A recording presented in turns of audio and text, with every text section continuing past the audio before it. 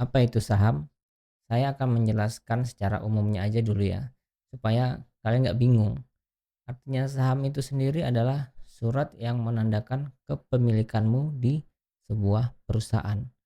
Jadi ilustrasinya tuh gini, perusahaan Telkom itu 100%-nya memiliki 100 lembar kertas. Jika kamu memiliki satu lembar kertas, berarti 1% dari perusahaan Telkom tadi itu juga milik kamu. Ini contohnya ya 100 lembar kertas. Sedangkan aslinya tuh bisa miliaran lembar loh. Untuk Telkom ini sendiri total lembaran sahamnya itu sampai 99 miliar lembar saham ya. Jadi jika kamu memiliki satu lembar saham, artinya kamu memiliki perusahaan itu sebanyak 0,0000 sekian persen.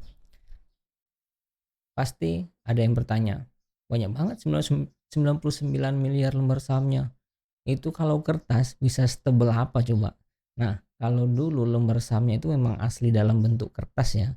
Tapi kalau sekarang udah bentuknya itu udah bentuk lembar digital. Karena kan sekarang semua sudah serba digital. Nah, lembar saham digital inilah yang menjadi bukti bahwa kita itu sudah memiliki bagian dari perusahaan Telkom tadi. Tapi untuk kita bisa beli saham itu, kita tidak bisa beli hanya satu lembar. Kita bisanya itu beli minimal satu lot. Itulah maksudnya lot ya. Jadi satu lot itu maksudnya adalah satu lot itu terdiri dari 100 lembar kertas.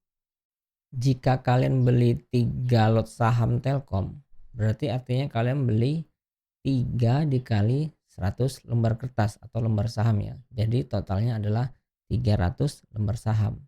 Sekarang contohnya kita mau beli nih saham Telkom tadi.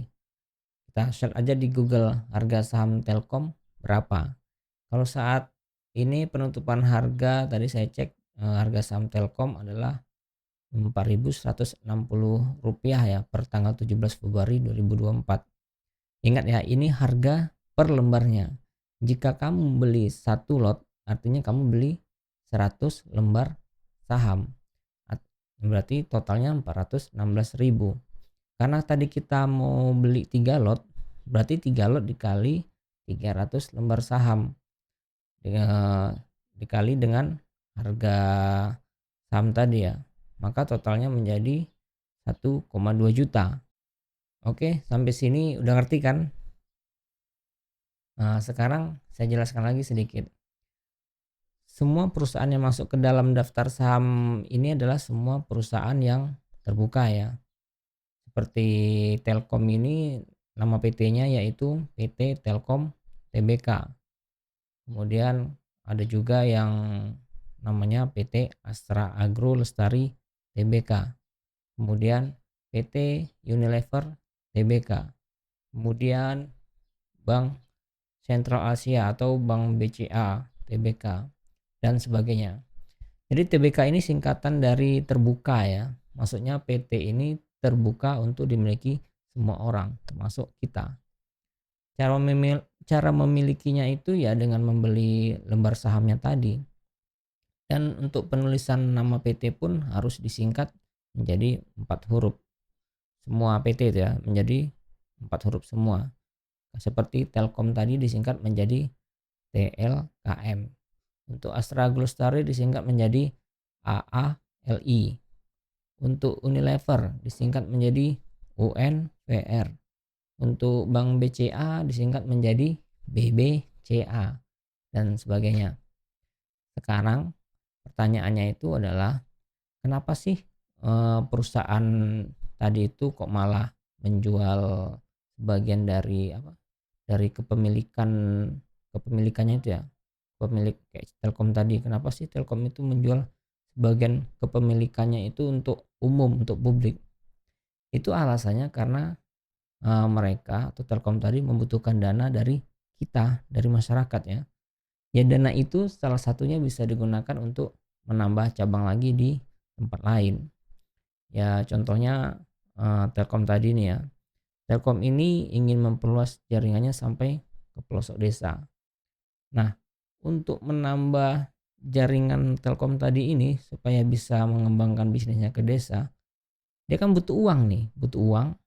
Nah, uangnya yang dari hasil penjualan lembar saham inilah yang bisa digunakan untuk mengembangkan bisnisnya itu. Atau bisa digunakan untuk keperluan lainnya dari perusahaan itu sendiri ya. Banyaklah kepentingan perusahaan itu. Dia bisa menggunakan dananya. Lalu apa untungnya kita beli saham perusahaan itu? Perusahaan tadi kan terus beroperasional ya. Jadi dalam perjalanan dia eh, selama perjalanan dia beroperasional itu akhirnya dia berhasil lah nih mendapatkan keuntungan. Nah, keuntungan tadi inilah yang akan dibagi ke seluruh pemegang lembar saham ya, seluruh pemegang saham.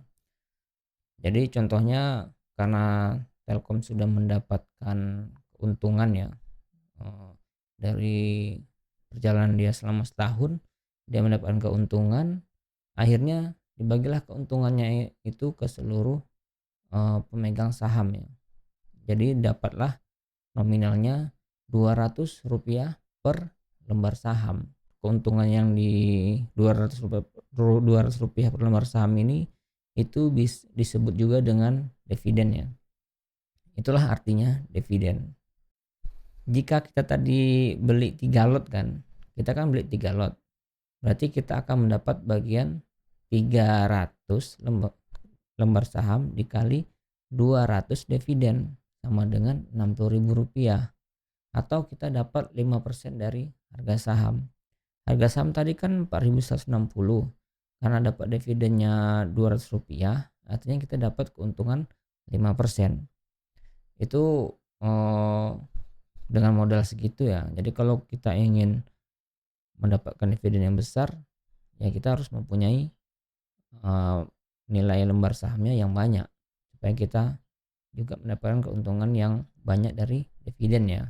Ini kita baru dapat keuntungan dari dividen aja loh ya, atau bagi hasil dari keuntungan perusahaan itu sendiri. Jadi keuntungan lain yang bisa kita dapat adalah dari nilai harga saham itu sendiri.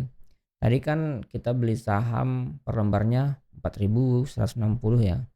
Nah, 4.160 itu kan harga saat ini. Kemudian beberapa tahun kemudian, anggaplah 5 tahun lagi, Telkom ini berhasil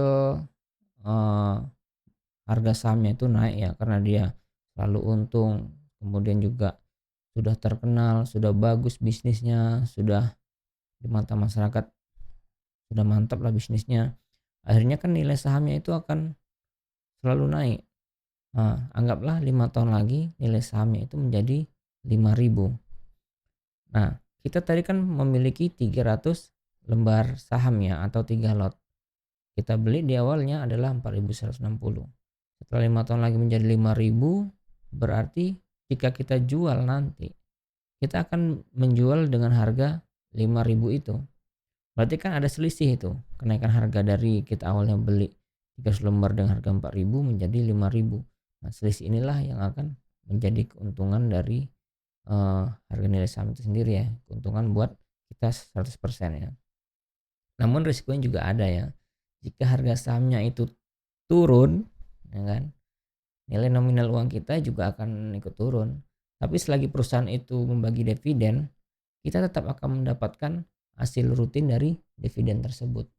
Karena saham ini kan itu untuk jangka panjang ya. Jadi nggak apa-apa walaupun dia tiap hari fluktuatif naik turun, nggak masalah, biarkan aja. Karena saham itu untuk jangka panjang, bukan untuk kita beli sekarang besok jual. Itu namanya scalping ya. Nah, saham ini untuk jangka panjang cocoknya, jadi kita bisa memanfaatkan dividennya, dan juga nanti harapan 5 tahun ke depan sahamnya naik, kita bisa jual lagi jika ingin menjual. Jadi itulah keuntungan kita membeli saham ya. Lalu untuk cara belinya seperti apa? Nah, nantilah saya akan buat video berikutnya ya untuk cara beli saham itu sendiri. Dan kita pun bisa juga loh maksudnya hanya mengandalkan penghasilan dari dividen tadi.